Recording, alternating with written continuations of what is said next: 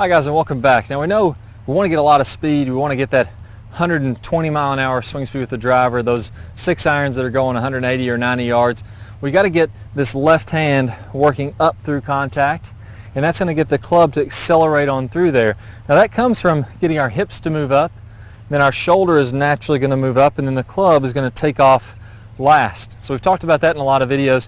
One of the things I see people struggle with time and time again is getting those hips to work properly. In the proper golf swing, if you watch players like Jason Day, Rory McIlroy, they all do this really well.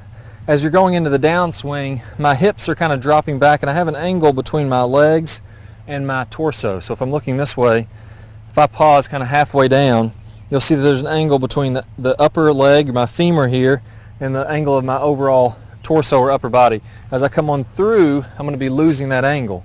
So as I go halfway down here, and as I come through, now this is extended. My chest is nice and high toward the sky as I'm coming through here. My right leg is extended, and all this angle is gone. Now this is really helping you to release that golf club, because as my lower body, my pelvis drives forward, that's going to help my hips to move up. It's going to help my left shoulder to start to move up, and then that's going to really help to whip the club on through there. I got a great way for you guys to feel this. It's a little bit of an extreme drill, but for those of you who may not have felt this extension or extending at the right time, it's really going to help. One of the most common mistakes that I see are people sliding forward. I mean, I did the same thing myself. I think we've all struggled with this from time to time, but we slide forward. Now our hips don't rotate, and we actually end up extending early in our downswing. It's going to look something like this. Your hips go toward the ball, and then you lose your posture. Very common. What I want you to do is go ahead and drop the club for a second. We're going to pretend like we're hitting down the fairway here. And I'm going to take my shoulders, and I'm going to open them. Right foot's going to come off the ground a little bit. I'm going to open my shoulders kind of where I'd be in my follow through. So my chest is straight up and down. I'm facing down the fairway. Then what I want you to do is go ahead and drop the hips back until your chest is bent, and now it's kind of over my front foot. Now from here, I'm going to bend, or I'm going to extend from that bent position. So my hips are bent, and I feel like my hips are moving forward toward the target, and my chest goes up nice and high. Go ahead and do about 4 or 5 of those. You can do these in your living room. That's exactly what's happening in my golf swing. I'm extending up like this. That's helping that arm to move up. Well, all we're doing is adding rotation to that in the golf swing. So we're here, this is that position, and then we're extending on up out of that.